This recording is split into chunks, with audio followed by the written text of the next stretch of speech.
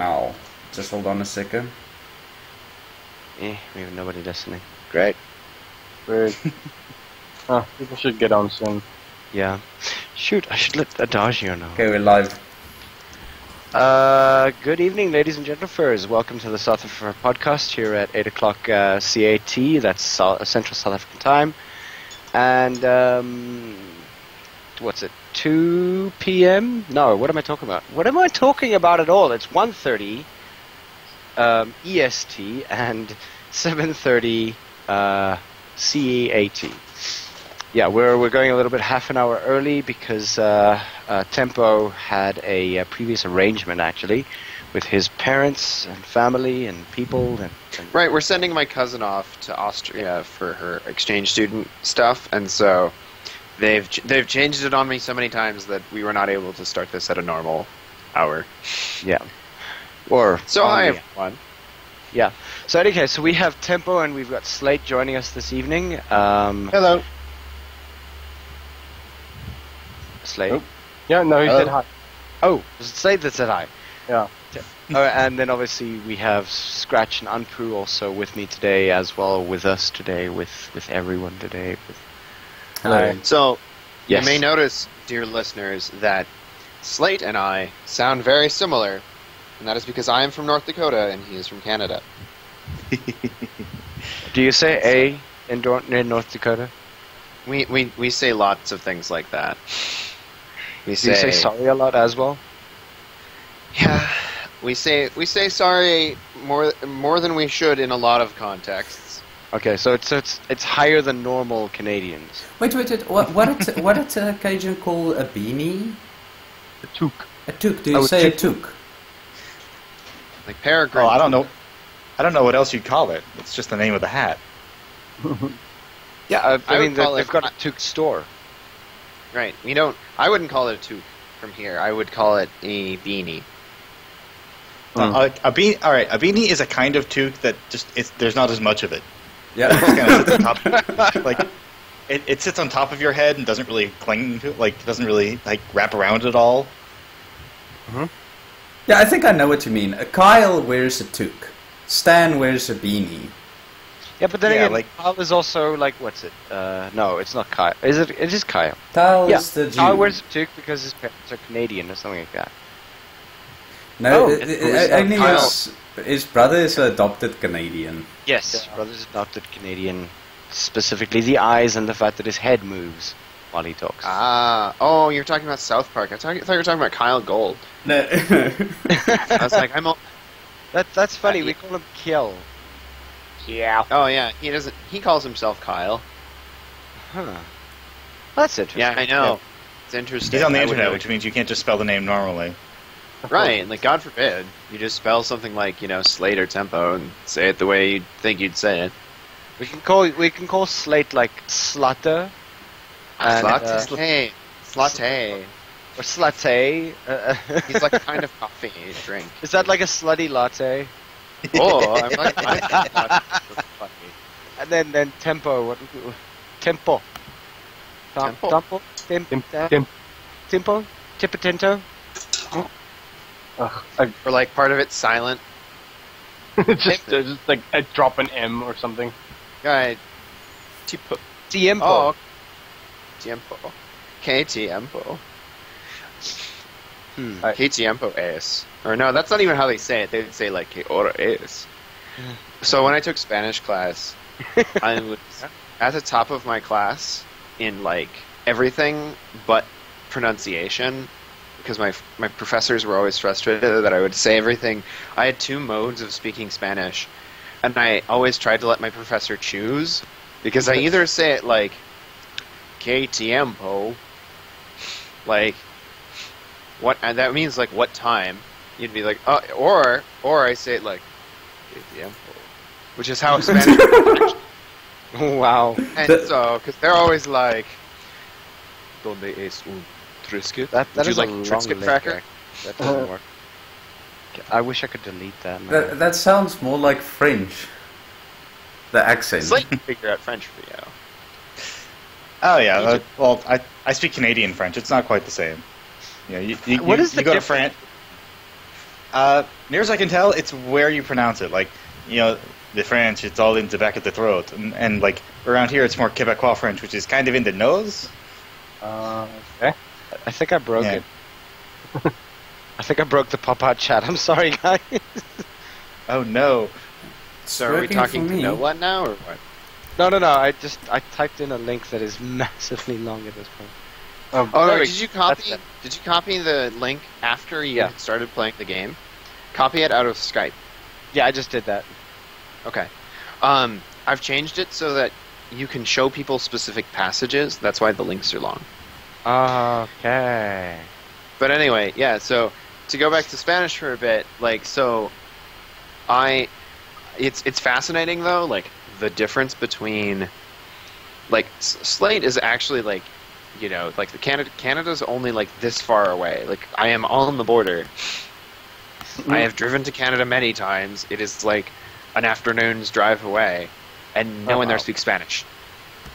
Around here, it's a fairly common thing to take in high school. Like, it is the most common by far language you take, because you have to take a secondary language here. Okay. But you get to choose what it is, and so most people, like the vast majority, pick Spanish. But in Canada, no one seems to speak Spanish. No, because we have our hands full learning English and French. Wait, is it only... but you live in North Dakota. Yeah. Is it in that state that you're required to take a second language? No, it's like a... I don't know if it's federal standard or not, but every state I've ever talked to anyone from is like, oh yeah, we had to take a second language. Either in high school or college. That's something I absolutely didn't expect. Not from the United States. I know. I didn't either. And I live here. Slate. Could you say that... Ivic? Oh. Hello? No, Ivic. Apparently it's we will not be able to say it. Yeah, Yes. we can't say that. Well, actually we can. It's just been like censored. this. Yeah, I can just sit here in silence. That'd be great. That's good. Can you say nothing? Deal. Well, fine. I know when I'm not wanted. I'll just leave. Yeah. He's probably going to ask if you can say,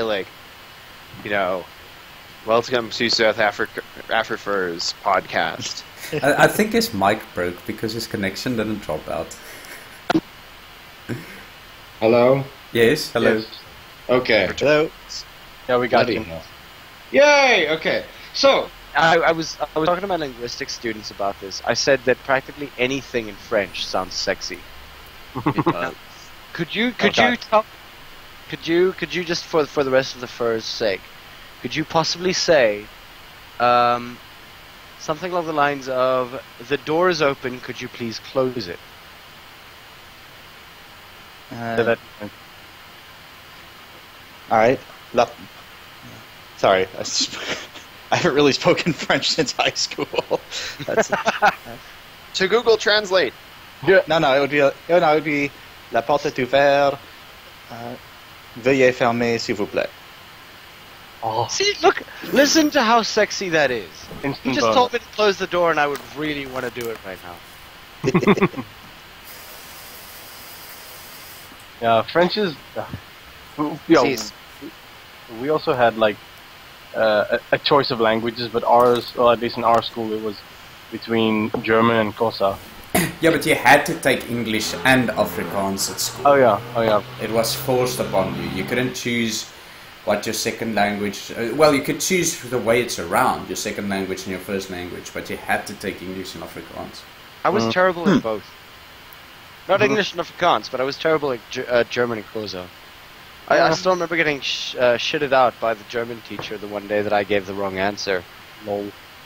It's like, is it yes or no? And I was like, true. And she goes, 999, das ist false. And I'm like, what the fuck? Nah, but there was a lot of energy in the German teachers in that school. Yeah, she had a lot of energy, but then again, it also kind of scared me. Yeah. See, in Spanish, that same language would be La puerta está abierta. Por favor, sería. And you'd be like, but in my early years of of Spanish. Before, I just learned to be sexy all the time, and like talking to the like Mexican furry community, they're just like, "Oh yeah, we're sexy all the time. Just be sexy." And we could be like, How different is it from the Brazilian furs, actually? well, they speak Portuguese, so like, it's mutually intelligible. Like they can Spanish and Portuguese speakers like understand each other for the most part, but like they usually can't. Like they usually will still speak. Like even if you're a Spanish speaker speaking to a Portuguese speaker, you'll just still speak Spanish, and they'll kind of understand you. Yeah. And then the Portuguese person will just keep speaking Portuguese, and they'll kind of understand you. And It's kind of like Afrikaans and Dutch and Flemish. Scratch. Yes? We didn't have Frau Ridderman. We had who did we have? Oh, I don't know who the other German teacher was. We had Ridderman. She was our German teacher. It wasn't Frau Ridderman. It was, who was it? I don't know. I don't know right now. Frau. Sorry. I don't know. Wait, so you guys both took like another language in high school? Not like all the way through, just for. It wasn't Ferreira either. Yeah. Far area. Fair area. Right, and I kind of like, up here, I kind of like nominally learned French, and like, I was in the immersion program throughout my entire school career, but like, the last 4 or 5 years, we basically learned the same things over and over again.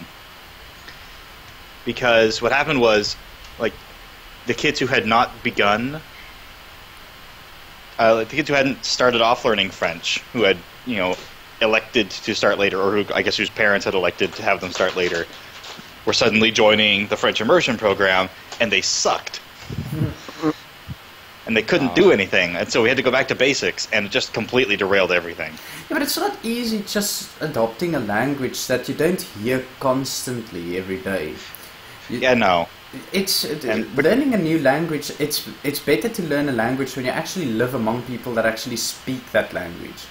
Mm-hmm. Or at least go on a website where the community all speaks that language. Especially, but you have to hear it so that you get that idea to actually recognize the words quickly. Because if you read it online and stuff, Google Translate is just around the corner. You have to speak to people, physically talk. I agree. That's the best way to do it. They tried so hard to get us to speak French in French class throughout school, and we just found every way around it and cheated constantly because none of us spoke French in our daily life. No. It was I live in New Brunswick. I live in New Brunswick, which is the only bilingual province. There are 13 provinces and territories, I think, 13 or 14, but most of them speak English. One of them speaks French. We're the only one that speaks both. But only 2% of the population is French only.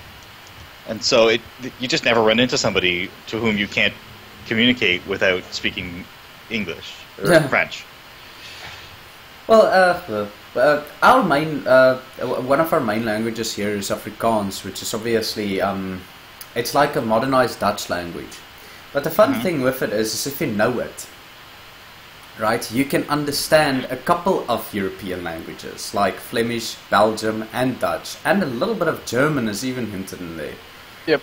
So all that, you can actually recognize the word, you can actually understand them.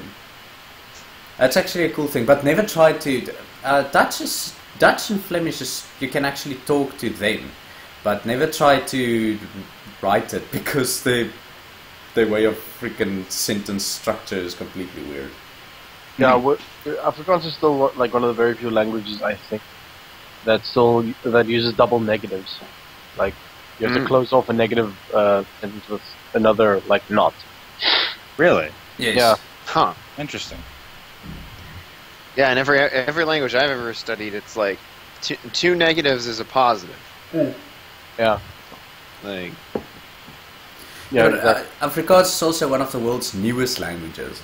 Yeah, I think it is actually the newest registered language, the youngest. Yeah, registered, yes, but I'm still waiting for Tsotsitaal. Well, they call it Tsotsitaal, but the thing is that it should actually be called Vernac. Because it's the vernacular of like different cities and things like that. in Pretoria or Gauteng, you'll find that Zulu is sort of the main language up here, mixed in with a whole bunch of other languages like it's Zulu, it's Xhosa, it's English, whereas as well. Canadians up here, yeah. Can you guys Your hear me? microphone stopped working, or rather, your connection started freaking out. I think we got the gist of the story. Yeah. Somebody is asking Ivic to I'm not say done. something in Afrikaans. Oh, like what? You're not done. What?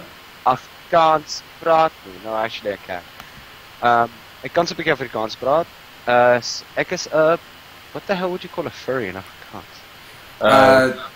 There's no Furry. word for it. Yeah. Most languages, it just seems to be furry. It's Yeah. furry in Ex- Portuguese, Because furry in Spanish. the word furry isn't actually... It's defined as hairy. Yeah. Yeah, Yeah. volle. That's a whole different subculture. I suppose. Ek's 'n vollerige. And the plural furries is not even a real word. Yeah. Seriously? Oh. Can you guys hear me or not? Yeah, we got you. Can it, Okay. We can can it not just in- do the English thing where you just tack an S or something onto the end of a word Yeah, and it becomes well, like, plural? I mean, I'm sure a dictionary, what Vollerige. a brand new dictionary might have furry as a real word, but let's find out on the internet. well, I'm sure it would have it as an adjective. Yeah. Well, yeah, it has an adjective, but yeah, no, like Apple's dictionary doesn't have it as a thing, but it's in Wikipedia. Well, everything's in Wikipedia. What do you call a scaly in Afrikaans? And if they don't have words for Africa or for furry, They don't have words for Africa in Afrikaans. Skibberige. Yeah. I don't know. Scuba feels like.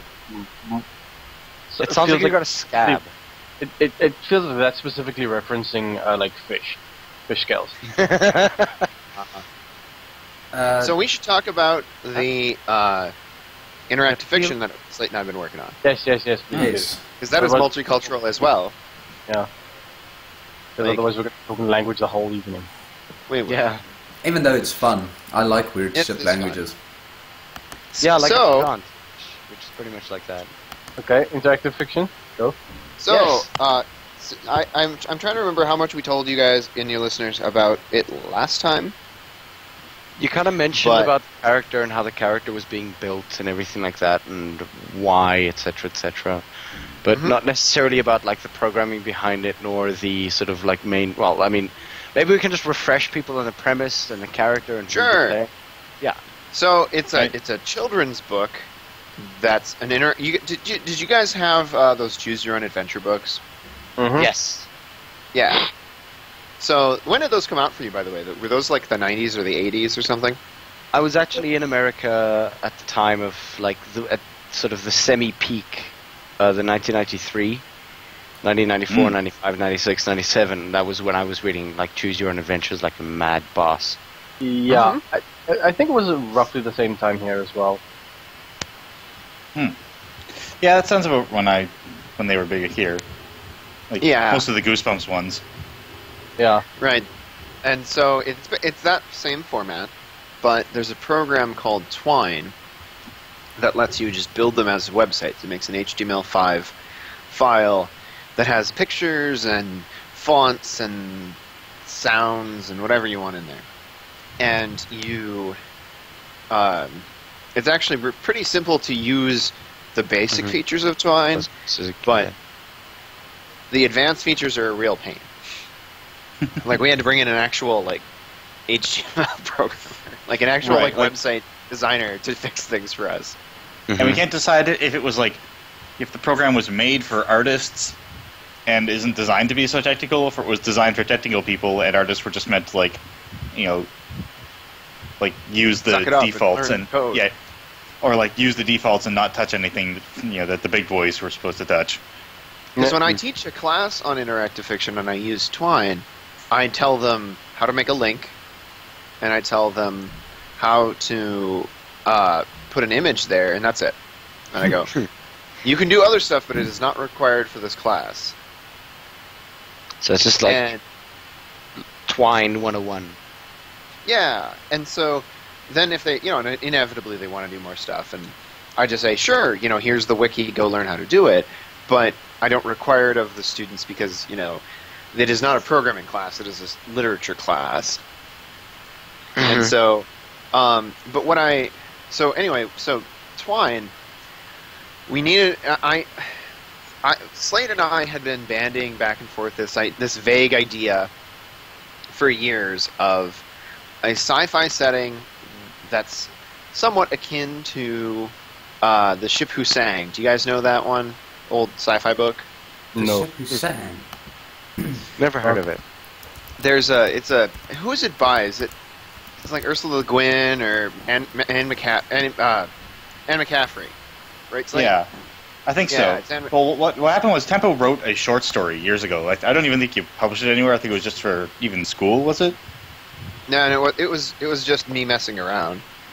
Yeah. So he wrote the short story years ago about this, like, girl who was or I guess a young woman, who was a brain in the jar, operating a spaceship, and she has a bit of an adventure, and it was an interesting setting, and so I'm reading it, and I couldn't help but I got really interested in what this person's life was like growing up. Her rebellious teenage phase where she adds a spoiler to herself, even though it doesn't matter because she's a spaceship. Right, and is dating. Yeah, is she's dating a guy, and he's in a band, and he's the stage. right. He's also a spaceship. He's a garbage scout. Blah blah blah blah blah. I don't think he's good enough for you. Oh well, shut up, Dad. Right, and they clear the garbage off, and then they perform. Yeah, and the more we thought, only say one thing. Wally. Right, and the more we thought about it, the more we got into it was a lot of fun to kind of transplant these normal childhood problems into this weird sci-fi setting with this unique character, and it became a really interesting way of exploring the universe and the rules and the practical the realities of The everyday stuff. Yeah. right. In comparison to dating simulators, what makes yours different? Aside from the fact that Well, it's you not don't date anyone, and you're 10. Right, yeah. You are and not you're a spaceship as well. Right, yeah. In a dating sim, you're kind of doing the same thing over and over again, getting your numbers higher so you can finally get to the end of the story. Whereas in this one, it's just branching paths. You go through the story and you decide what your decisions are going to be. I remember that I'm not sure if people use it as often anymore, but there used to be an online thing where you could actually check this stuff out and choose your own adventure for specific things, etc. Not necessarily sure whether it was over 18 or not, but I remember it. Had a whole bunch of different scenarios, and people would actually you would put it out there. You'd put out the start of your story, and then somebody else would actually connect to it and connect to it and connect to it. Yeah, that's called. God, there's a literary term for that. I think it's called exquisite corpse, and it's really great. It's a great name, and exquisite corpse is when it's a literary technique where I write part of a story, then someone else writes part of the story, and then someone else writes the next part of the story. Wouldn't Is that it be what you mean? corpus? Might be. I was always told it was exquisite corpse, but I had How was English it spelled? teacher. Corpus. Yeah. Corpus. Well, not corpus, but a corpse, like a body. But yeah, it's the same thing. It's just Latin versus English. So the 3-word forum game is exquisite Essentially. corpse. Or finishing Yeah. off somebody else's sentence with the word that they ended with. Right. That's called, God, I forget. That has a name, too. I forget what that one... Is that the same thing? Is that the same... No, I don't think, But- because it's not a story. You're not writing fiction. Yeah. So, but anyway, that's slightly different. If you want something like that that's active right now, what's that secure, contain, protect thing that you got into, Slate? SCP.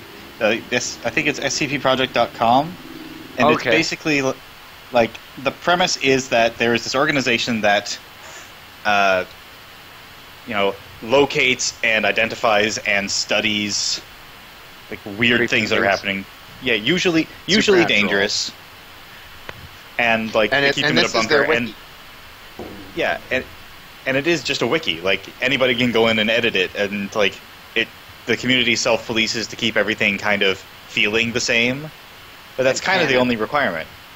I've actually been on like the SCP website, like the wiki, for a while. They created a game out of some of the characters already. Yeah, that was alarming. They intend to sort of turn that into like an endless game where every floor you have to deal with one or two of some of the SCPs. Right, yeah, like they made a game where like a bunch of the subjects escape, and they are all capable of murdering you very easily, but in different ways. Like one of them traps you in a maze, and you wander around for a while until it finds and kills you, and another one just chases you, but only when you're not looking. Oh right, that one. That's the one-eyed freaky baby thing. Yeah, this like giant baby thing that moves crazy fast, but only when you're not looking, and breaks your neck and covers everything in feces.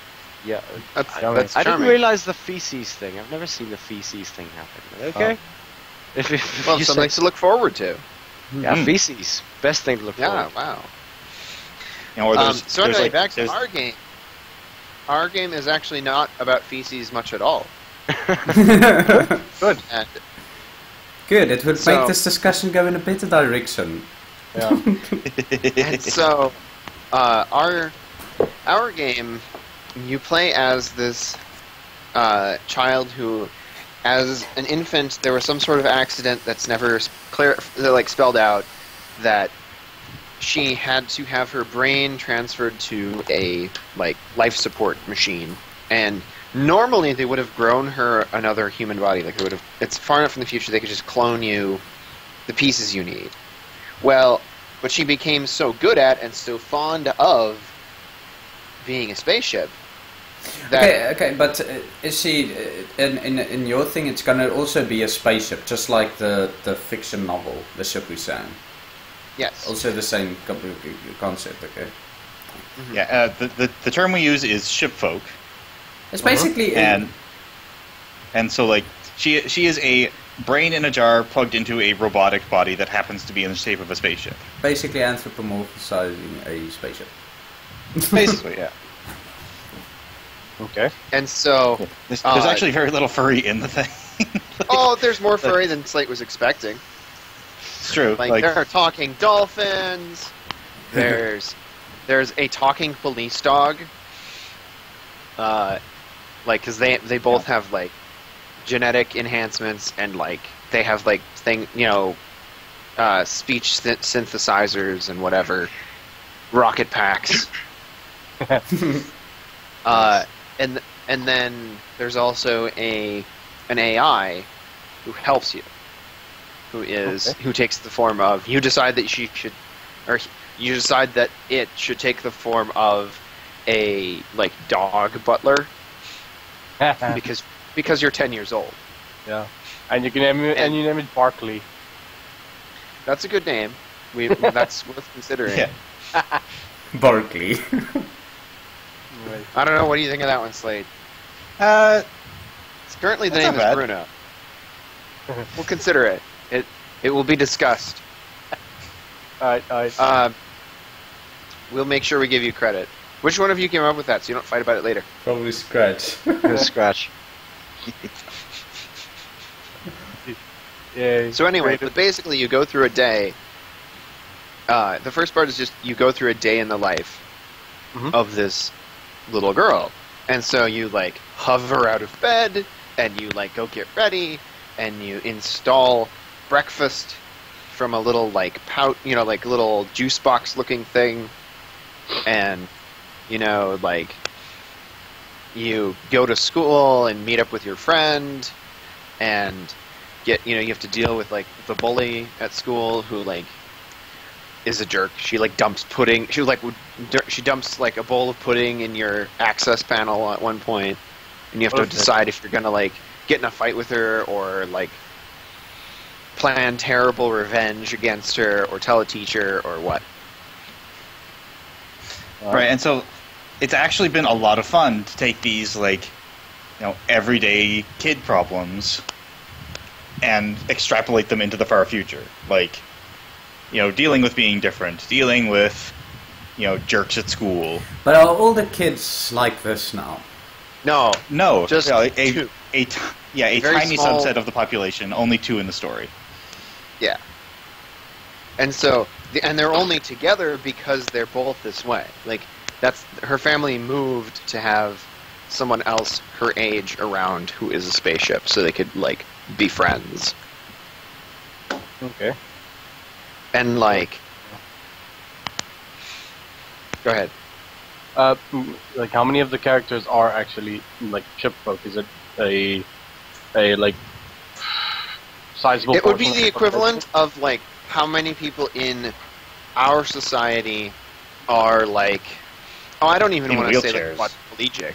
Yeah, it would be like the number of people who are cyborgs of some kind in this society is about the same number of how many people are in wheelchairs in our society. So, like, not like a ton, like maybe not even 1%, but you see them, like, and they're out and around and doing things, and so, like, it's about like that. So it wouldn't be like, my God, someone who's a cyborg. It would be like, oh, okay.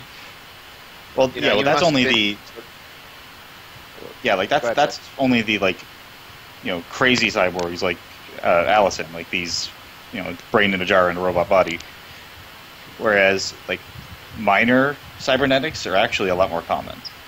Right, like, so you could, that's not, so Slate's saying, like, it doesn't count people who have, like, a smartphone in their hand or something. Like, they can, or, like, heads-up display in their eyes or something. Like, that would be less, and that doesn't really, there are different levels to it, and so we came up with a classification system. Yeah, that was another thing that was really interesting about this, where doing everything from a kid's point of view meant making everything, like, we had to think of almost everything, but even the stuff we had to explain in the story, we had to, like, understand it really well so we could make it really simple. Right. If that makes sense. Just, like, think of explaining, like, oh, I don't know, why we drill for oil to, like, a 10-year-old. You'd be like, well, why do we drill for oil? Oh, you need to do this and this and this and this. We need it for this and this and this. You need to actually, like, know why. You can't just be like, I don't know, I guess we need it or something. Or you can't just, like, you can be like, oh, we need it for plastic, and we need it for, like, cars, and we need it for this. Yeah, you can't jump into the technical hoo-ha with a 10-year-old. Right. You have to be direct to the point. If you know the answer, and then they'll ask you, why? Right. Because we want to go to places quickly. Why? Right. Right. Yeah. Yeah, I am the oldest, almost, of all of my cousins. Like, I have 2 cousins who are older than me, and, like, 9 cousins who are younger, and I have had many conversations that consist mostly of them asking me, why? Oh, well, because of this. Well, why that? Why? Why do we do that? Oh, and, like, we just go on forever, and then eventually it's endless loop. They're just trolling me. It's essentially it never ends. You can continue and continue and continue. It will never end. Right. And that's when you figure out that the 6-year-old is trolling you.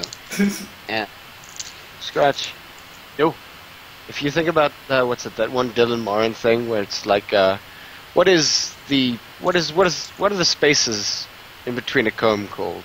Yeah. It's basically that. It's anti-times.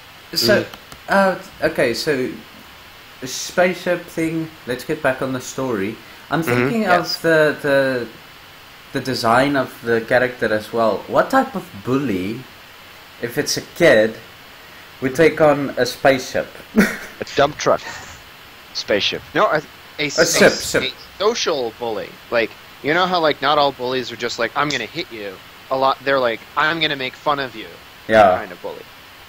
Like, right, like, then they don't there's care. not really Like, anything for... like, Allison is not any larger than a normal kid. Like, in terms of, like, volume, I guess. Does she grow? The story brain begins with her probably upgrading to a new body, which is larger than her previous one. Oh, okay. In addition to having a lot of new essentially features. is it anything like what do you call it? Robots. Yeah, like the movie robots. Yeah. Like that kind of upgrading. Oh Lord, I have not seen that movie I in a haven't long thought about time. the movie in years. Let's see. I guess like mostly it's it's I guess sort of like that. Like you have there's an expectation that young children are going to be very small, and so like in this society, if you're a little kid, like if you're very young, they they will give you a very small like cyborg body or spaceship body or whatever you're going to have. Is it so that you don't have to damage everything around you? Well, no. Yeah, that too. It makes a little bit of technical sense because your human body works exactly the same way. Your brain capacity has to cater for a certain amount of cells inside yourself. So when you have a bigger spaceship or a bigger ship, you're going to have like extra features and functions that the brain needs to be able to operate. See? Would she be Exactly. able to talk from? Well, I mean, like if a shipfolk was sort of created at the age of like 1 or 2, would they be able to have the function to talk already? We tend to assume that you get those sorts of things on like a pretty normal human speed, like because you're still like a human brain. You're just connected to a speaker instead of a larynx. So like you would still have to learn all the usual little kid stuff. And like It would just her getting her new body at the beginning of the story is treated as a kind of rite of passage almost. Where in addition to this body being larger, it is also more capable. It can go faster. It can, stand up to more punishment. It can, like, her parents can no longer remote control it to fly it back home without her say so. Right. Which was a feature of the Do they previous have an body. override code? They don't anymore. Code. I think asking weird questions. Very well. That's the point. Well, I mean, that's these are the kind of questions that I would be having, like override code for that. Like, if they're 18, do you send them home immediately? It's like, oh crap, my mom's calling. Wait, wait. Like that, we actually cover that as like that had been a feature on her like previous little kid body, and now she's in the big kid body, and there's only like the threat of her parents' wrath to bring her home if they get mad. Right. So, I actually want to talk about that whole social thing again. Like, would they be posting things on the like Zen Twitter, like saying like this person's such a hoe bag? Right, yeah. Like people would still you can still be a jerk to a spaceship. You don't have to like threaten someone who is a cyborg. Like the fact that they could in theory, Run you over? throw you out into space or something doesn't mean like you can't. It's someone who's just mocking you and making fun of you. Like they usually know when to stop before you could be justified in doing them harm. Yeah. And so that's Right. the kind of bully she has, is one who's like, oh, well, you're stupid, and like, you don't know how to use legs, and that's why you're a robot, and that's why you use like a spaceship body, because you're too stupid for legs. Okay. That kind of like bit. The robot personas that you guys put in there, and I'm going to ask a very, very strange question, is that, like, if I remember what's it in Star Wars Knights of the Old Republic, like, you always had, there was one cyborg character in there. What was his name? HK-47. That's him. That was a cyborg. That was a robot. That was a droid. Yeah, but I mean, it had sort of sentient thought. Yes. Does I mean, like, are there any things that are like robots that like also kind of like do the exact same kind of bullying kind of stuff?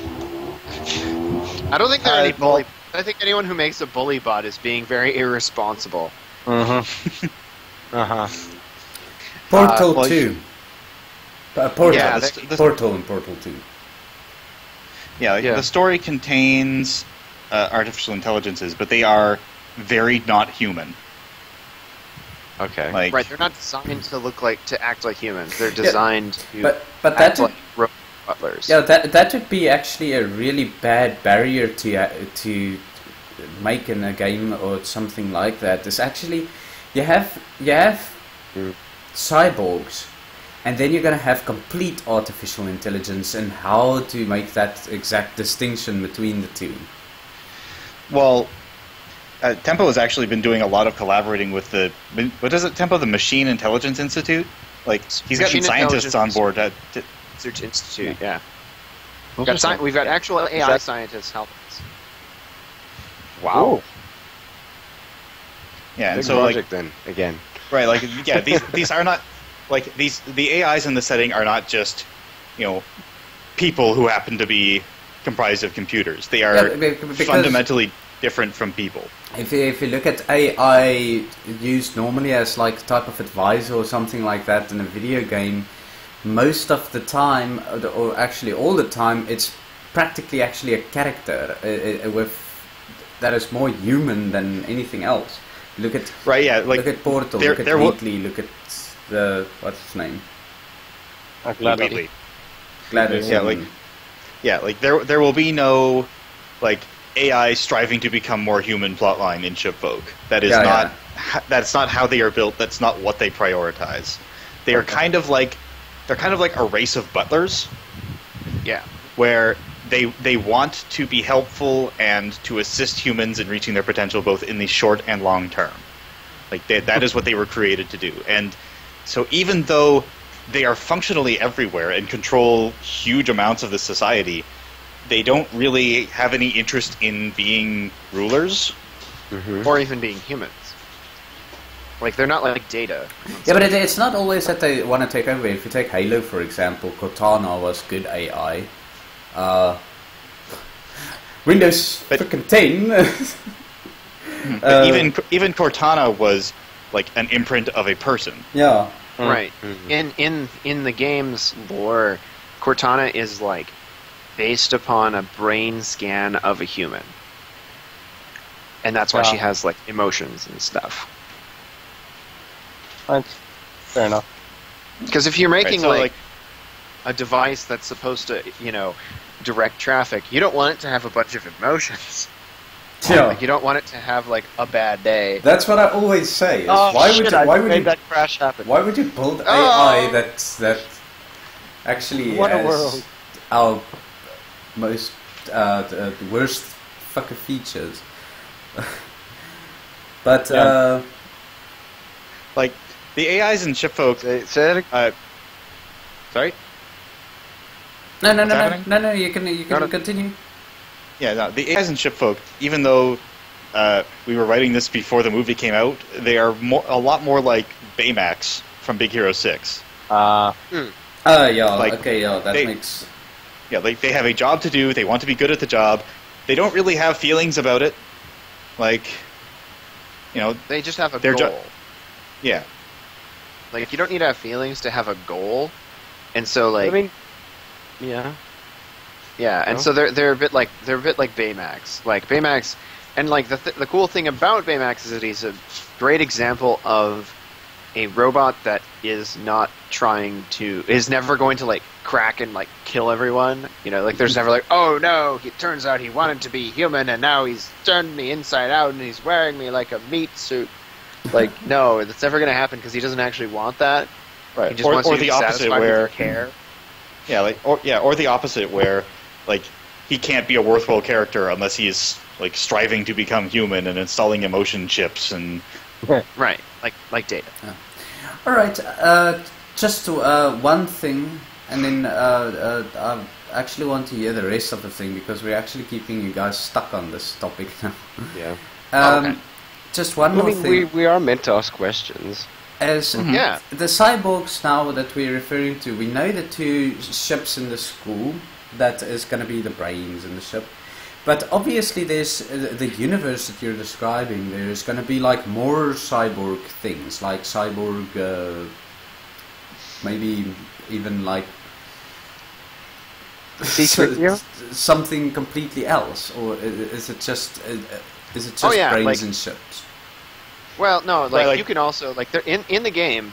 There's a body shop that you can go to. That this gal like she has the mentality of like a tattoo artist, and she just makes robot bodies that. Okay, I already know exactly what type of character that's going to be because it's always that type of body shop. Right, thing. like Right, she's and, like- she's like a tattoo artist. Like she does this because it's her art form, and she Right, you and, know. and even Allison's friend in the story, the other shipfolk at school, is not actually a ship. Like, she has a spaceship body that she uses later in the story, but she prefers a body that looks human, because she became a shipfolk much later in life than Allison did. Okay. Right, like she had a genetic condition. There Progeria, was of course. there was that one Kinda South like African MS? rapper. I think he was South African. Huh? That one guy who had that weird condition. He was supposed to die when he was like 12, but he was like Yeah, What's his the name? condition is called... Yeah, the condition is called progeria. It causes your body to age super fast, and it doesn't kick in. It doesn't kick in until you're like 4, and so you know, but it leaves your mind unaffected. And so this kid in the story winds up as a brain in a jar in a body that resembles her human body. Mm-hmm. Or what it would have looked like. Right. right. Okay. Interesting. Hipster robot? Yeah. You're So, like- intentionally antiquated. Right. And as a Hipster is contrast, officially antiquated, I agree. It's yeah, what and is it now? as a contrast to our heroine, who is like very happy being a spaceship, her friend goes through a lot of trouble to appear human, Okay. because that's still how she This sees is- herself. This is the dude I was talking about. And he looks kind of like a Jim Henson Muppet. Leon. Because of the Oh, condition? this guy! Oh, he Yeah. was Antwoord. Oh yeah, this buddy. Yeah. Okay. Huh. Wow. Yeah. Okay. You can see That his dude. brain here. Yeah. And so, anyway, but that's we figured, like, if you had a condition like that, which will eventually, like, kill you, and you can't, like, grow someone new parts for that because they'll have the condition too because it's genetic, we're like, that's the kind of scenario in which you would just get a robot body, and you would just be like, I want my robot body to look like my old body if I didn't have that condition. And so they would just make you that, and then you just go about your daily life. Oh, you actually, you look, I mean, just to sort of segue a little bit. You guys know more about the Antwoord than we do. Yeah. Yeah. About what? About the Antwoord, band. the group that guy came from. The group that guy came from. It's because we didn't actually listen to it. Well, Oh, I didn't know anything about. I learned about this dude while I was researching the disease. yeah, it must be. But I knew the dude existed. It was in the first videos, but I didn't actually know he actually rapped. Oh yeah, something. I mean, and he apparently carries around a sword, I guess, according to that picture. I don't know. I guess when you have like, hey, I have some terrible disease, you really gonna tell me I can't carry around a sword? I guess no. That'd be kind of mean. Well, I mean, From the what I know thing about the is- disease, from what I one know of of the disease, I'm surprised he can carry the sword. One of the reasons why, like, carrying around the sword might have been the thing is because, like, our little Columbine was done by what we call the Ninja Killer. And to an extent, because he was part of the Antwoord, there was one, like, the very first song that he kind of appeared in was in Ninja. Yeah, can you believe it? I'm actually trying to understand this. Yeah. But yeah, I mean, like, because of that, he was actually part of that entire thing. I think maybe they probably did that song because of him. Since he carried around a sword, they called him Ninja. Okay. Or no, he's not Well, Ninja. The other guy's Ninja, but Yeah. And like, I don't really listen to like hip hop or rap very much, so like this guy was completely off of my radar. But like, this guy's just a good example of like the kind of person who would be like, I probably should just get a robot body, like in this setting. And so like, again, very small slice of the population, like very few people have that genetic disorder. Yeah, it's just like population today. But some of the people are from a very young age made into cyborgs. Right, if they have a condition like that, Right, you're or just as- going to be like... Go ahead, Slate. Or as in the case of Allison, where she was in a traumatic accident where basically her brain was the only part of her still intact. Yeah. Yeah.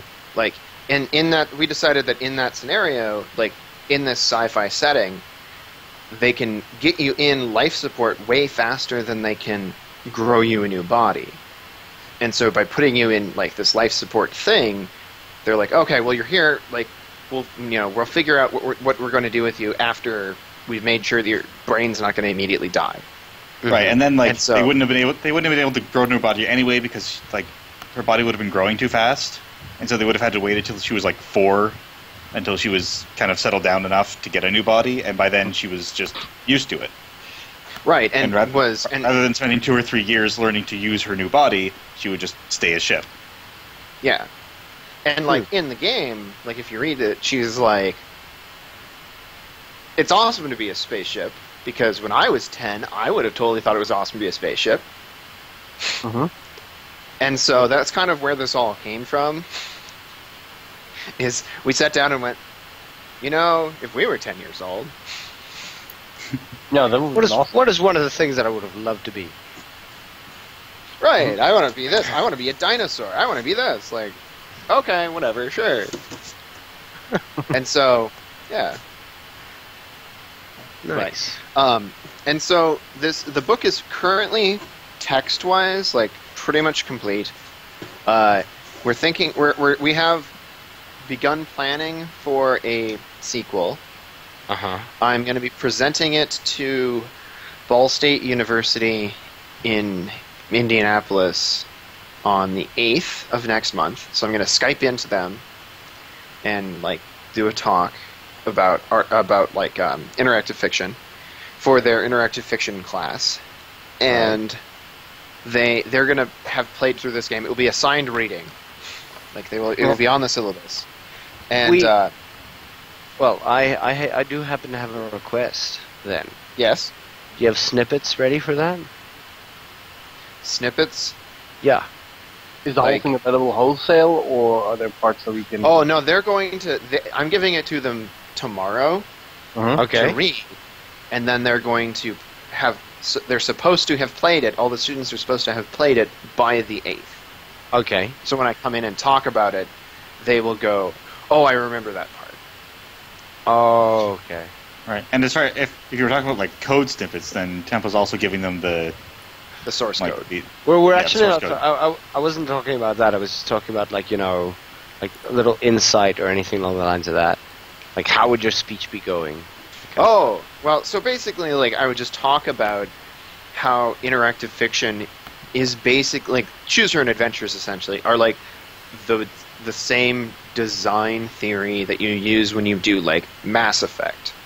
Yeah. Like, you have paths you can choose, and sometimes the paths come back together, and sometimes they split apart forever, and, like, things like that, and how you have to, like, guess what the player would want to do in specific situations, and then compare that with what the character would reasonably do. Because in Mass Effect, all of your dialogue options are within reason something that Commander Shepard would probably say. right. Yeah, Like like, you never have you the can't just option have of Commander not Shepard, saving the world. Right.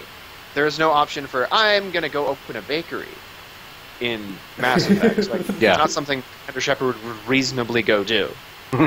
And it would be his favorite place on the Citadel. In regards of RPGs like that, if you have something like that, you require the game itself to be able to go in those different directions and affect the gameplay pretty dramatically. But you can't, because you only have you're making one game, not 70,000. It's one story. Yeah. Right. So The thing is that like depending on who that person is in that story or what their background is or anything like that, you have a specific kind of like sort of limited amount of choices. If like I'm now just quickly reminded of what's Depression Quest. Yeah, same engine. Depression Quest is also a Twine game, It is the only Twine game that's on Steam, which is our eventual goal for this project. Yeah? Is to take this and put it on Steam so people can buy it and play it and whatever. Please don't make it as depressing, though. Just oh, God. Oh, no. No, No. Like, we are not trying to replicate the... Yeah, we're not trying to replicate the effects of a psychological disorder. We are exploring, like, you know... It is as depressing as a choose-your-own-adventure book from the 90s. Those were depressing sometimes. The way that I died half the time, I was sitting there going like, why? Right, yeah, you can't. And also, you don't get killed in this one. There are no endings in which you die. Yeah, I you occasionally get grounded. Yeah. I used to make choices to the point where I would be sitting there, like, flipping through the book, going to the page that I needed to be at, read it, and if I didn't like it, I'd flip back to the page where I made the choice before, and then I'd make the other one, and carry on. Oh, yeah, I think... Do that I thanks think to the back button on your browser. Huh. Like, you can just hit back, and it'll take you to where you were on the previous page, and then you can make another choice. That makes it easier, because I really don't like making bad choices. It's like, I think That's this is good. good. Oh my god, I'm dead. Oh, great. Okay. Try again. Right. Like, oh, I didn't want to dump boiling hot potatoes on my enemy who filled my access panel with pudding. I guess I will go back so I'm not grounded forever. I've always thought, like, everyone basically reads those choose-your-own-adventure books basically with one finger on the previous page kind of thing. Yeah. Keeping the place where you went from. I wonder if there's actually someone out there who read it like, oh god, I died. Oh, better start from the beginning again, like, every time. I'm sure I that think would someone be in that kind of... Antarctica would have enough time to do that. Fair enough, but that would be, like, more so... That would be like a self-imposed challenge, really. Yeah. More so than anything else. It's like, So, in you addition have to- no saves, start from the beginning. Yeah. Yes. So, in addition to artificial intelligence scientists, by the way, so you guys, you know what the technological singularity is, right? Yep. Like, okay. So when I was talking to those AI scientists, they were like, "Oh, this is a really interesting project. It could, we'll totally help you with this because it could accelerate the singularity slightly." Really? And I'm like, "Sure, okay, Accelerate the singularity. slightly, not by a lot, but they're like, oh, it could be a little bit. Okay." But still, like, damn, that's something you could put in Because your... there's nothing like this that teaches people what an artificial intelligence is like or transhumanism is like for Right, children. Yeah, and like even in adult media, there are very few instances of like artificial intelligence that doesn't immediately go kill crazy. Yeah. Or, well, I mean, like, I suppose the closest thing would be the previous days X Games. But, yeah. Well, Have you in played video those, game- Slate? I don't remember. I haven't played those. I have not. No. What are the AIs like I- in that? Well, not really AI so much as transhumanism, but yeah. Ah. Yeah, I think it's worth a little bit of an investigation. It's very sort of hard-boiled and whatever, but it's still at least touches on something that not a lot of other media, or not a lot of other games sort of focus on, which could be becoming an issue. Mm-hmm. But yeah. That's my 10 cents. cool. Yeah. And like it is a and it's just like it's a fun setting to work in, and furries have responded very well to it. Because of the anthropomorphizing angle. It can't be just that. Come on, furries. I think we kind of like sci-fi. It is also Yeah. also about the idea of being different. I mean, like that's kind of the like if you talk to a lot of furries, a lot of the time, like if you hear sort of the self stories from a lot of people, I'm not necessarily saying. You're breaking up. Right. Better? No? Yeah. Try it again. Okay. Better now. Yeah.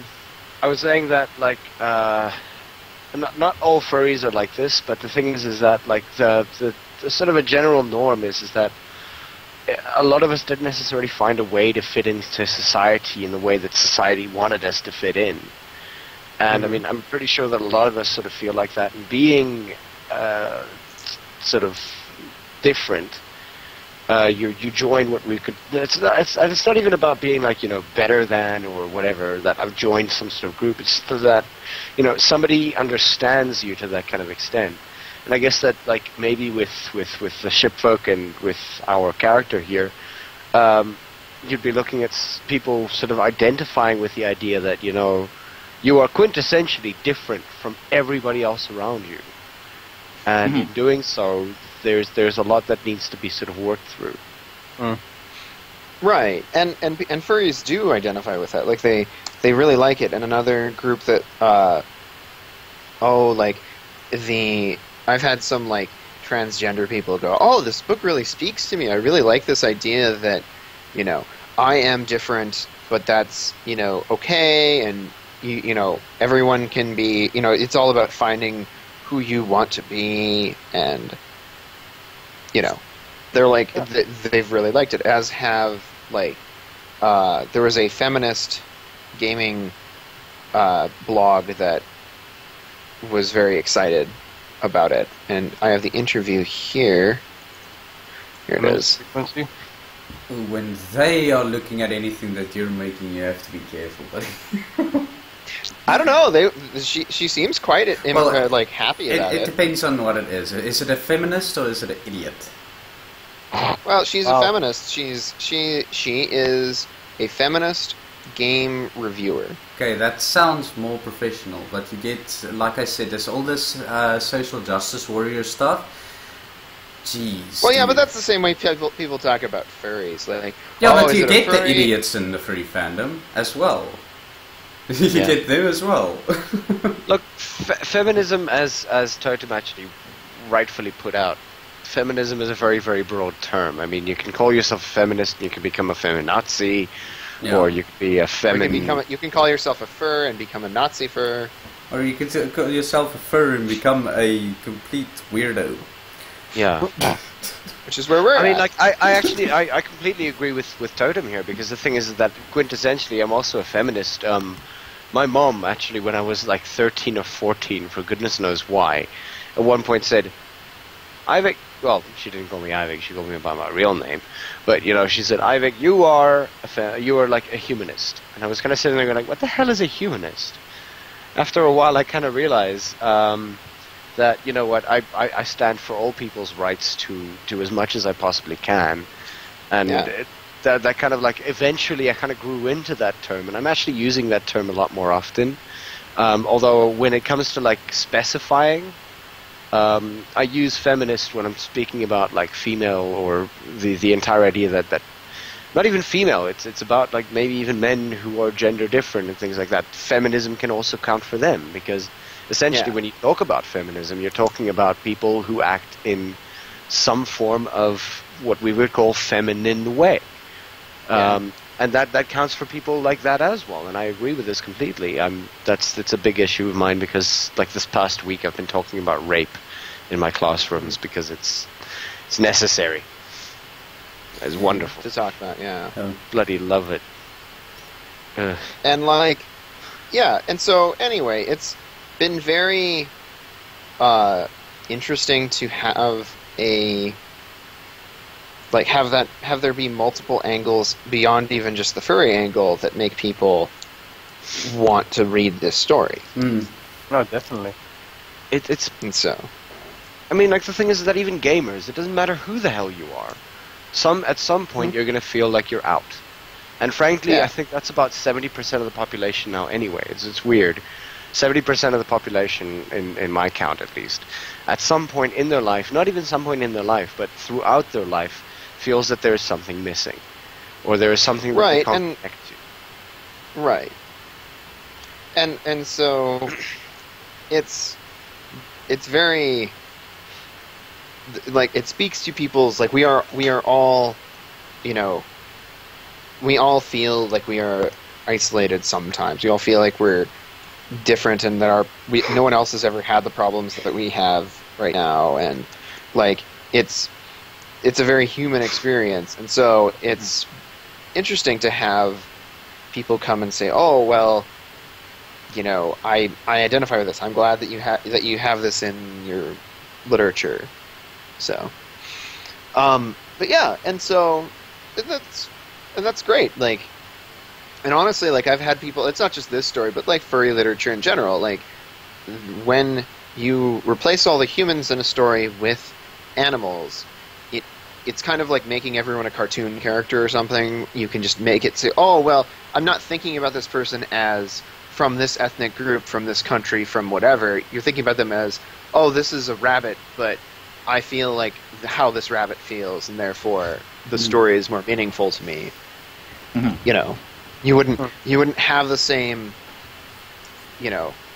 concerns about like where they're from and who they are. Same thing with like aliens or superheroes or whatever. Like no one really goes, oh well, Thor, yeah, I mean he's cool, but he's from this one group that I don't like or I don't understand or whatever. Fucking Asgardians. Yeah, typical. Yeah, there's none of that sort of. You immediately eliminate all pre-installed biases. Mm-hmm. Right. And so, and like it's worth, pursuing in fiction because it means that you can speak to more people than you normally would. Uh-huh. It kind of brings people together. And, yeah. I mean, that's like sort of that's a great premise to go on. I mean, the thing is that a lot of stories kind of like they follow the tropes way too often. I mean, it's very, very rare that one actually gets one that sort of like goes straight for that, and like actually sort of pinpoints it and goes, well, if you were in this position, how would you choose? How would you do this? How would you interact with these people on whatever way possible? I mean, like I know that like, and yeah, maybe the back button is always not necessarily the best thing, but the thing is that at the end of the day, you'll know which choices are right and which ones are wrong, and even then, there are no right or wrong choices. I mean, if you what is that game again? Tale of Elysium. Dust, yeah, Dust. There's that point where you get to choose between dropping the this guy's basket into like poison ivy or not. Mm-hmm. And you essentially, it's not that you become more good or more bad, but I mean in the same sense, like you say, Mass Effect, you get to choose and you see which way you're kind of going. And I don't know, like I've never actually played a bad character in my entire sort of choice-ridden games that I was playing. I would never actually do that because I didn't want to. What, you never played like Black and White? And I have played like Black Satan? and White. There's no way that I never listened to that guy. Never ever. Yeah, I no. can't. I played Black and White briefly, and yeah, like it doesn't. Like the choice, that was one of the games guilty of like presenting a moral choice, but then it just turns out to be so cartoonishly black and white. I guess there you are. Well, that's why Mass Effect was so cool. Yeah, you lived in the gray area. It doesn't even matter if you made the good choice or not. It was a gray area choice no matter what. Yeah, but that wasn't the idea behind it. It wasn't meant to be good choices or bad choices. Black and White was. Fable as well. It was you're gonna get evil or you're gonna get good. Right, but like the evil choices in games that like present like Mass Effect, you were never really evil. It was always the flavor of good that you were. Like you were either the like calm, collected, like let's all work together kind of guy, or you were the like instant gratification, shoot the bad guy now because it feels good kind of good. Yeah. Whereas Bruce, what's his name? Bruce? Oh fucking hell! The bald one. Bruce Willis. Bruce Willis, or you were. I can't find an instant gratification. No wait, sorry. Dirty Harry. Han Solo is what I thought of some of the renegade choices. Like Luke Skywalker would be like the Paragon choices in Mass Effect, where you're like doing the right thing, you're giving people a chance, whatever, and then Han Solo's like, we don't have time for this. Yeah, boring conversation anyway. Bang. Right. Whereas in a game like, I don't know, Intimus was bad for this, I thought, where, the good choices are all pretty good, but the evil choices are just ridiculous. Like, the evil choices are like going out of your way, making your own life more difficult, just so you can be a dick to people. Yeah. Yeah. Yeah, I've never understood that in people in general. Like, people who go out to, like, expend energy to be an asshole. Right, like, I think it would be more interesting if a game was like, you know, the quote-unquote evil option was like either self-interested or short-term thinking. Like, you know, you do things that help you right now at the expense of other people, and even though there might be consequences for it later on. There has to be that beneficial factor to it, so that you actually take that choice. You know, Right. you So know what that game it- actually did that quite well? Dragon Age. Dragon Age, like when you were busy talking to your characters, there was a point that you'd be talking to both characters at the same time. Whereas in Mass Effect, you weren't actually doing that. It was always one character a lot of the time, possibly two or three. But then when you made a specific choice, it would say, somebody thinks less of you. Somebody thinks more of you. And you'd be sitting there going like, oh god, what did I do? Because they would Right, be it's like, sort of oh, right. Yeah, they It's would like, oh, follow... right, I was talking to the guy who used to be a slavery, and I was like, yeah, slavery's not so bad. You Yeah, can actually actually kind of plan an RPG like that, exactly how you mentioned it. Let's say you have like the good and bad choices. You can make any bad choice will have immediate positives, long-term negatives.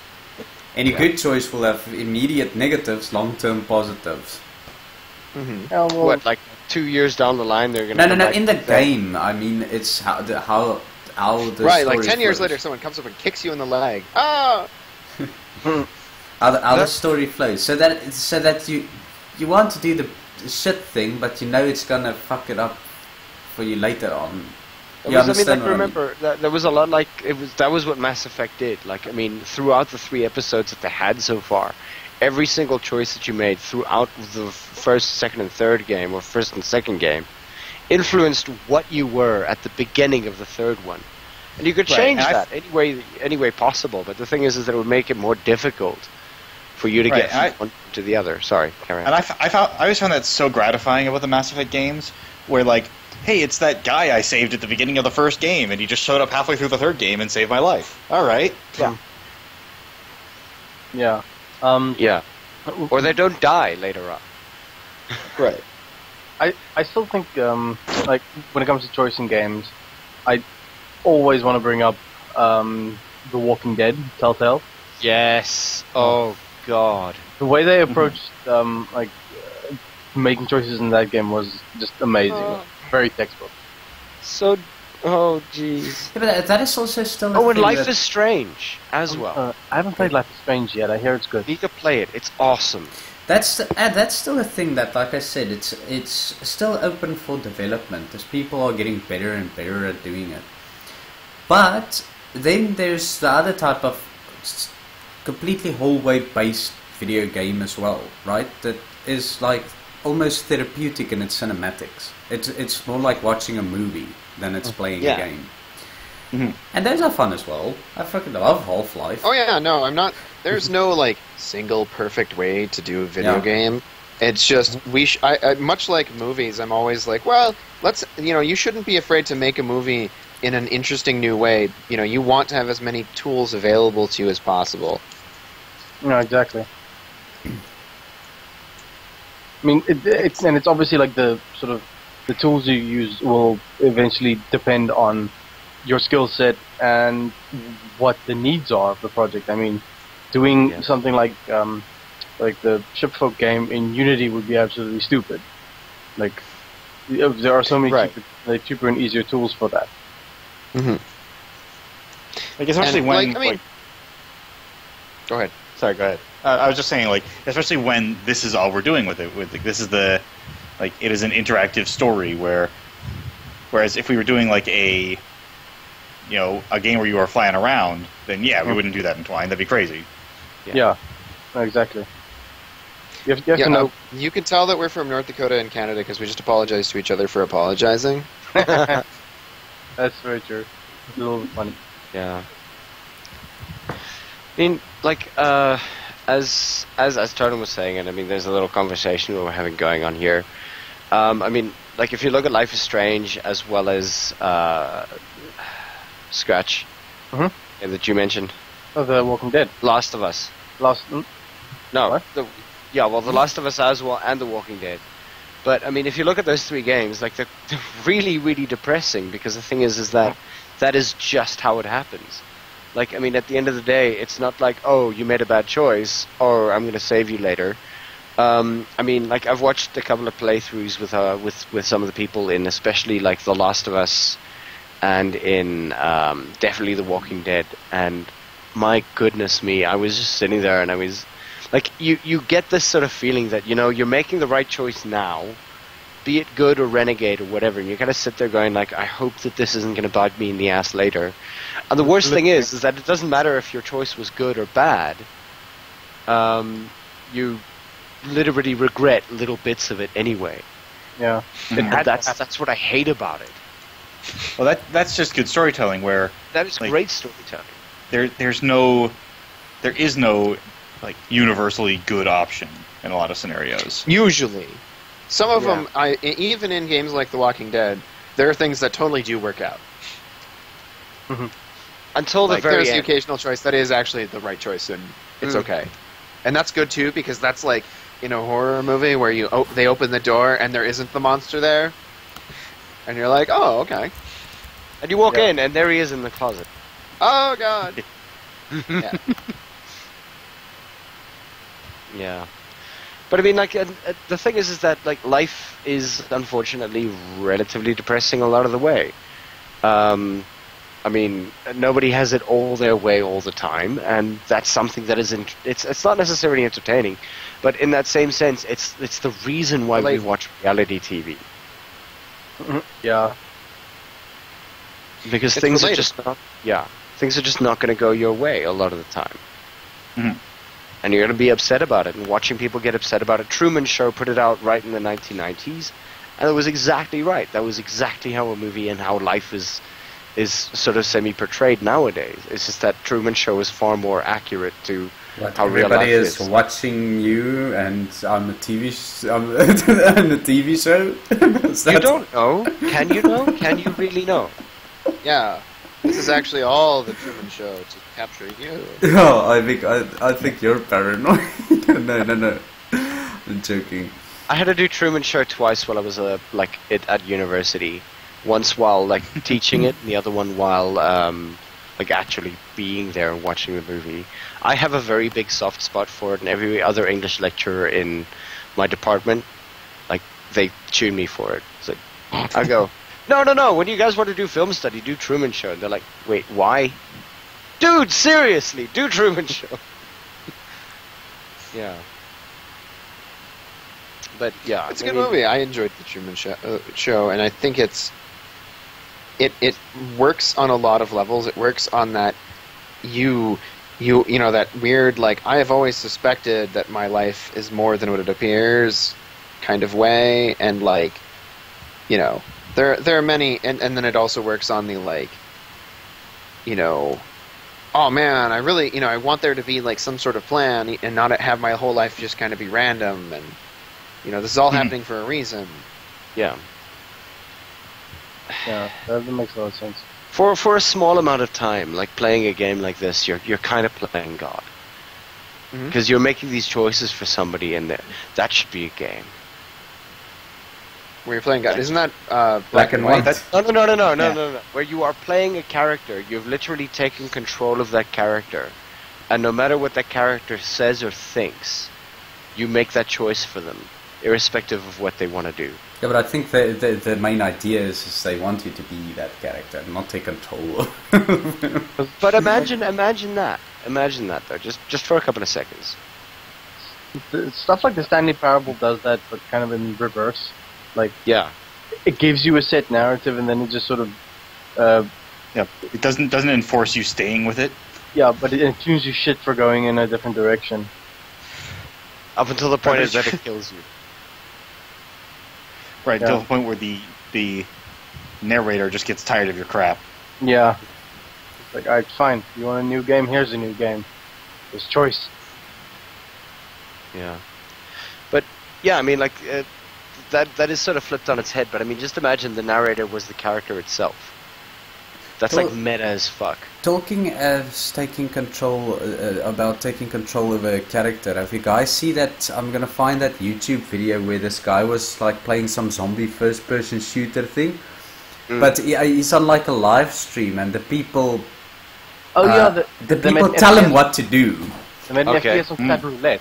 That's what it was. It was on chat roulette or something. It was actually really well executed by a whole team of people, but it's funny. The guy's voice also kind of sounds like Duke Nukem or something. I don't really want to go there. I'm just gonna send a link on the stream for those that didn't see it, but it's long, so I don't think you're gonna watch it right now. Yeah. But I mean, like, yeah, choosing that was the magic about choose your own adventure game, like books.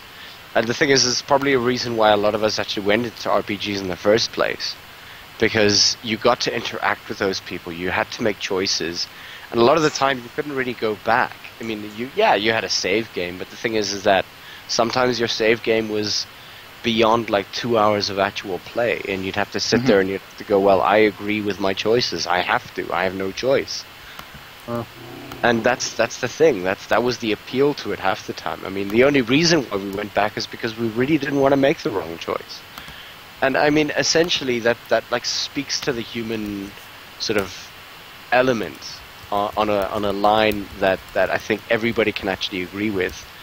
And yeah, granted, we've been sort of talking about this for a long time, but I mean, the thing is that like when it comes to furries specifically, is that we hope that we're sort of doing things that could actually make us get closer together to a large extent, because I mean, we are quite far apart, and I know that there are a lot of states out there with very few furs, and they really just want to have something that gets them together.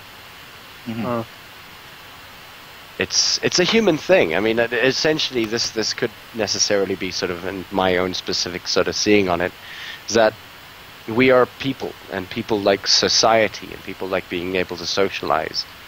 And without that, or with that being removed for very long, we get lost, I think. Very true. And with being lost, we kind of don't know where to go to, so a lot of people turn to games. A lot of people turn to, you know, maybe even being a furry to a large extent, like, because they cannot find a way to be where they need to be. Yeah, and I think that's a totally healthy thing that people don't realize about the fandom, that is like therapeutic. Yeah, no, definitely. It's very fandom. It's slightly cheaper than therapy. Yeah. Yeah, but is it good or is it bad therapy? That's a real question. It depends on which sections of FA you hang around on. Yeah. Can be bad therapy. Make it as good as... Look, the thing is that, again, you have a choice. You have a choice. You have a choice at, like, which areas you want to join into. If you want to watch the comments section of, like, every furry video out there, then yes, you're going to become a vindictive asshole. Or you're just going to become terribly sarcastic and, like, dead to the world. It hardly needs to be a furry video for that to happen. Yeah, true. Check the Young Turks. Yes. Or if you're really brave, News 24. Yo, that is a brave sight to be. Cesspool. That is the comment section there is a cesspool. You want to see racist comments being pushed out like faster than YouTube racist comments? Go to News 24 after somebody started saying something about the politics. It doesn't even need to be anything like that. Like it can be a tornado went over this place in the North Transvaal, and then somebody would begin to get racist about it. Or some religious like extremist comes out and says, no, they deserve to die. Yeah. Right. Yeah, and then because of the anonymity of the internet, you can... Yeah. No one is going to come up and actually yell at you for that. But that's the difference between furries, though, is that we have our personas on there. We are not anonymous. We are who we are, and we accept who we are, and that's the reason why a lot of people hate us for that, I think. is that Well, we're and on the because it's internet. easy. Yeah. Well, yeah, that is easy. Yeah, Because they're all I think. buttons. Yeah, I think we are fairly big. Like we are an easy target, and a lot of us take ourselves very seriously, Of course we do. which makes us fun to make fun of. Right. Right. Well, I mean, I'd make fun of us sometimes. That would be fun. It is fun. It is kind of. A little bit. I make fun of us constantly, but sometimes, yeah. Sometimes you get chewed out, and it's actually it's insane. Oh, but I mean, and that's one of the questions that they asked on Google Plus was, is it okay to make fun of the fandom that you're part of? And the answer should be an unequivocal 99% yes.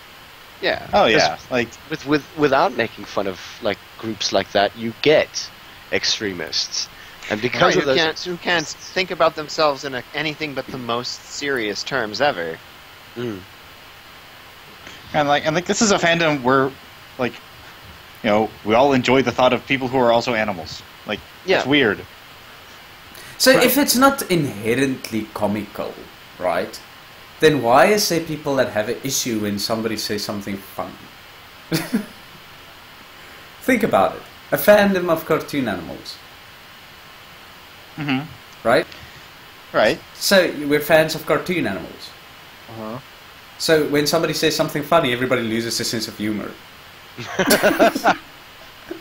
Yeah, that was fun though. Yeah. You bitch. Yeah. Shut up. You understand? I didn't think the coyote ever found it funny when he had to fucking fall down the 300 foot cliff. And had to find a sign that was equivalent to what he was actually thinking. Uh-huh. Yipe. Right. Like, I think there is a notion that, like, if you are having fun, you're wasting your time, and I think even in the furry fandom that What? shows up. Seriously? If you're having fun, you're wasting your time. You need to be a serious furry. Basically, like, you can't, like, if you cannot be taken seriously if you ever smile. What? It's just an attitude that I see around where, I think like, you get the that. thing- I think you get that attitude. A lot of people that deliver some content into it, like the very well-renowned artists, musicians, or something like that. But even I've seen that. I've worked in the music environment before. You'll be surprised how a well-known band, actually records their album. It's not office hours, dude. It's a drinking session. Yeah. Mhm. That's kind of how it does. I mean, come on. How are half of the Beatles' music made? Yeah, very, very high. So high. And that's one of the things that Bill Hicks actually says, and he says it quite well. He says, you know what? If you don't believe in drugs, or don't believe that people should take drugs or anything along the lines of that, you should get rid of absolutely everything that actually influences people to do anything, then just take all of the albums from all the famous people and just burn them, because the people who wrote them were really, really high. Yeah. We're not promoting drugs in this thing. No. We might just promote alcohol. Well, even then, alcohol is pretty A drug. dangerous. But I mean, again, like the thing is that take away something that could like alter your mental focus just for like 20 minutes. Yeah, And but even in a serious environment, right? Even in work environment, you're allowed to have fun. You're allowed to have a good time, right? You're not. Don't make fun of your company, but unless they're okay with it. I would like. I mean, that's the thing. Like, I mean, if you can't smile while doing something that you love, then why are you doing it? Yeah, like, But, I often have people who tell me, as like, oh, I'm a writer, and it's so hard, and I don't, oh man, I just have trouble getting myself to write. And I'm like, maybe you should get a different hobby if you don't like to write. Like, maybe you should take up sailing or something. Who knows? Have you seen Shia? What is that guy from Transformers? His motivational speech. Shia LaBeouf. Yeah. Do it. Do it. Just do it. Everyone's seen do it. But I mean, like, but But even though we all make fun of it, it's just that is exactly what we need to hear sometimes. We need to hear somebody from behind going, no umming and ahhing, no this and that thing. If you want to do it, just do it. Why are you stopping around? Except for if it's murder.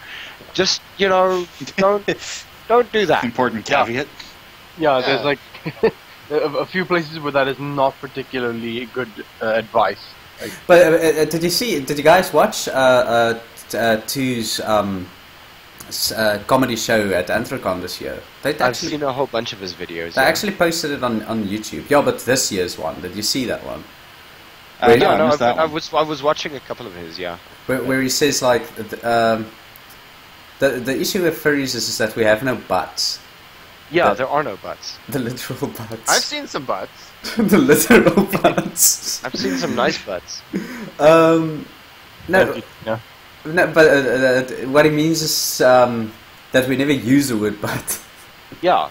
I mean, if you were walking into a furry convention, it is absolutely 100% normal to hear somebody say, "My dolphin has a erectile problem." Unicorn horn.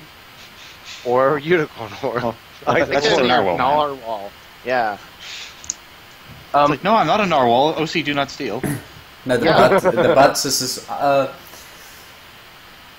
My fox doesn't act how like you, a fox. It's how you actually define a crazy person from a normal person. Is we will not rob a bank, but maybe we should rob a bank.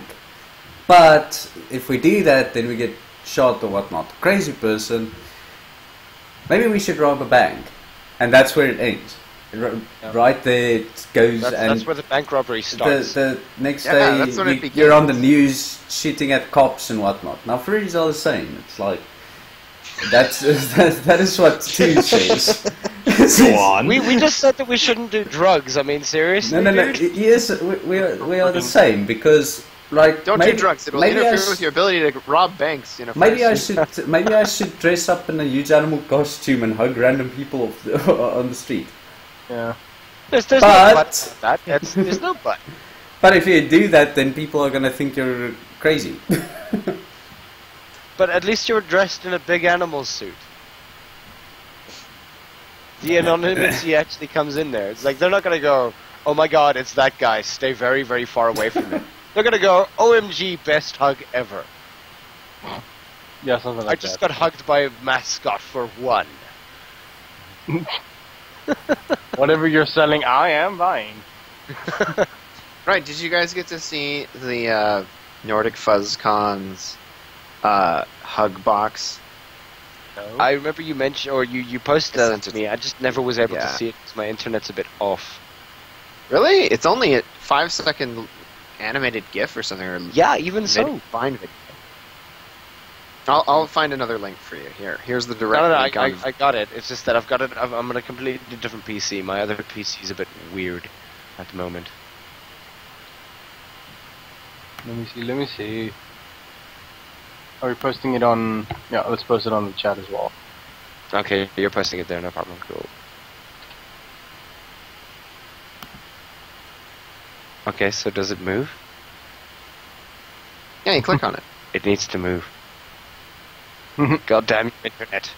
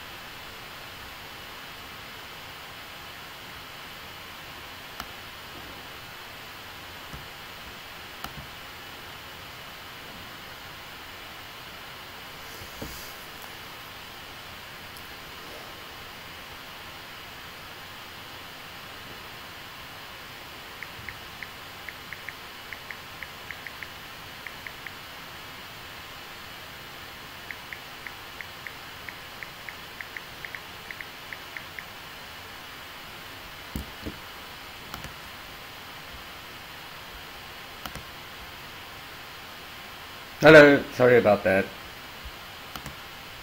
Just get everybody back here.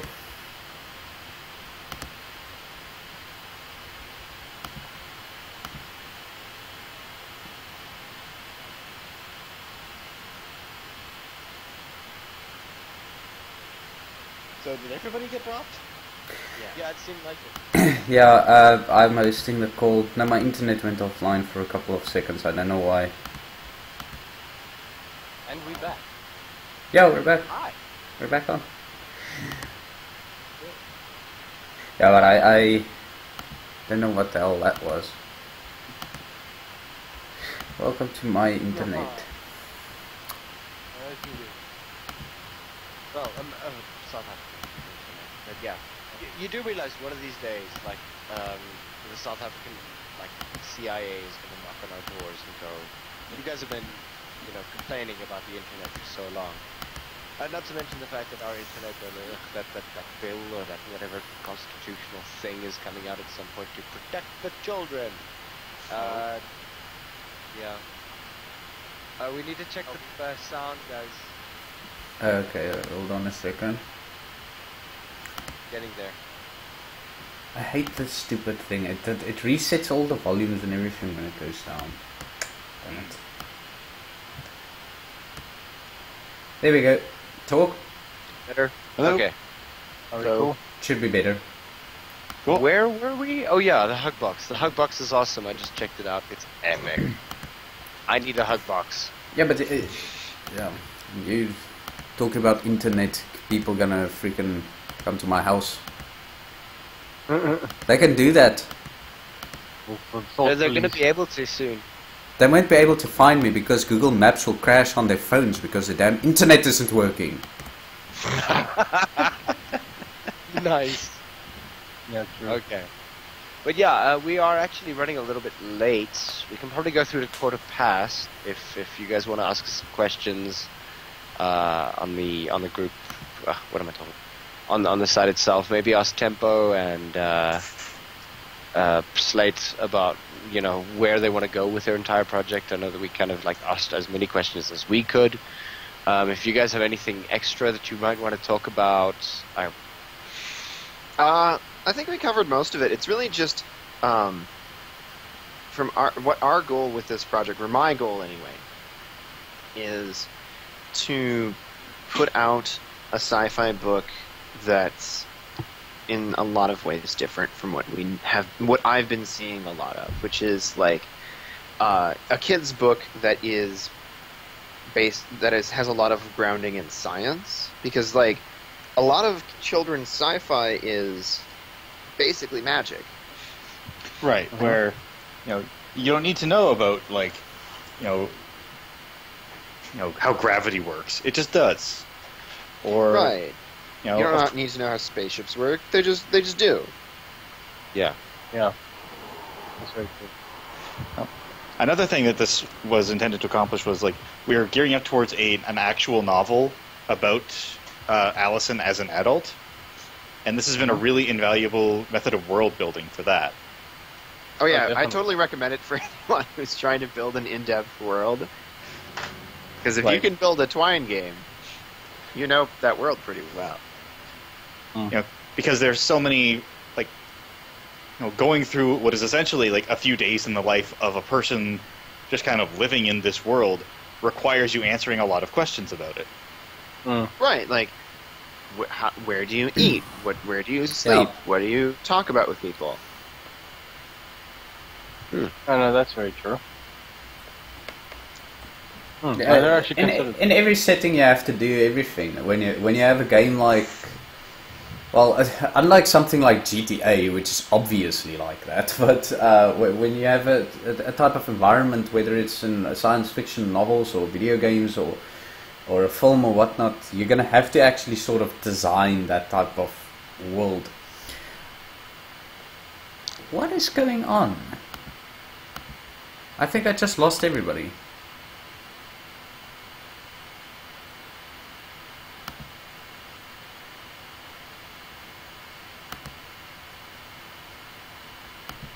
Okay, this time I lost everybody.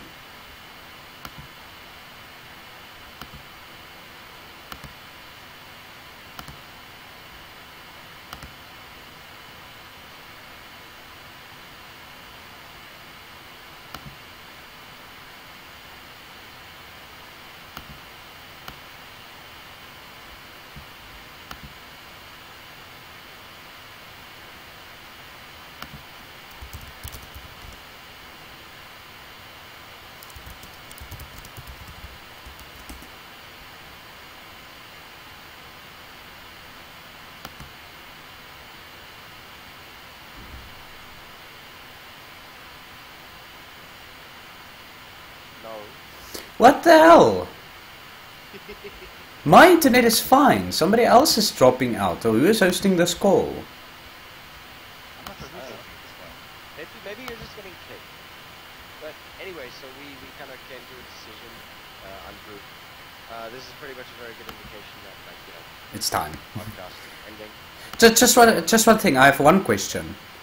Are you? How long is it going to take you considering calling that advisor Barkley? Yeah.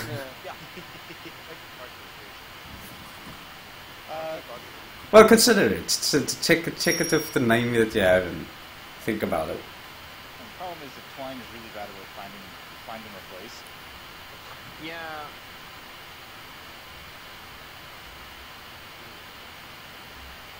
Oh, use it, Doug, use it. Take it easy. Any case, so that brings us to pretty much the close of the podcast, guys. We really want to thank you guys for having a listen in. I know some of you guys came in a bit late. I know that we kind of joined up a little bit about half an hour before the time. That's because of small time constraints and things like that. But yeah, to Tempo and to Slate, thank you so much for joining us again. We're 3 different countries on the same line. That's amazing. I quite like that. And then obviously to our listeners, Glitch, to Totem, to Tox, to Victor, to Sir Neon, to Cuddlewolf, and to Kuyani. Thank you so much for having a listen. We're sorry about the small technical sort of glitch that we had at the end there. But also I'd like to thank the 2 people in my house right now, both Doge or Dan Leo and Asbjorn for having a listen as well. Thank you, voice. As always. But yeah, thanks a lot for listening. We really appreciate it. We'll see you guys next week. Thanks for having by us the on. way, yeah, we're gonna have Tigsy and the Free Shrugs guy from I don't know From his the name- internet. From the internet, who were at Anthrocon not like 3 weeks ago. Actually put up a really awesome video. If you guys want to have a look at that, go to their website, their YouTube site. Look for Tigsy. She should be there. She's some very interesting content. One of them including those little weird horse head things and much. Yeah. Oh, also, one thing I need to mention. This coming weekend of the 29th on Saturday, there's going to be this sort of Geek Fest convention thing at in Stellenbosch. I believe where is it now? I'm not exactly sure where in Stellenbosch it's going to be, but it's called Stelcon. Stelcon. Yeah. So anyone who wants to go, there's that. I think there might be a small contingent of furries going there as well. Yes. Chat on the WhatsApp groups or on the forums. That should be a thing. All right, cool. Well, thanks for having us on. We will be happy to be back in the future when we have more things to show you. It's always fun having. Yeah. Great So, stuff. all right. I also just wanna pop in just that it's more South African news quickly. We're having a furry braai up here in Gauteng on the 29th at Victor's place. He has posted something on the South-Afrifur forum, and also just Tempo Slate. Mm-hmm. I think I've posted that link of yours about 3 or 4 times now. Check it out. Have a look at it. It's bound to be a great story because Tempo, and obviously those of you who don't know, Tempo is actually the writer for Six is Wild, and Slate is the animator. I don't know how you guys actually know each other. He read a lot of my stuff. I had seen his work for years. Like, we eventually just started working on, talking and working on projects together. And so, it is the magic of the furry fandom. All right. Yeah. Okay. Well, actually, you know what? That's actually a very cool thing that we can talk about at some point, how you guys talk to us about how you 2 met. Mm-hmm. And everything leading up to that would also be a really interesting chapter to listen to. So until next time, and those of you who aren't checking, we have a Facebook site, we have a Twitter account. Just check for South-Afrifur, it should be there. Everything's public. It also gets put onto the South-Afrifur site. So yeah, have a listen, have a look. We're also got the YouTube thing, posting of pictures and whatnot. Anyway, we'll see you next time. All right. See ya. Bye bye. Crispy. Bye.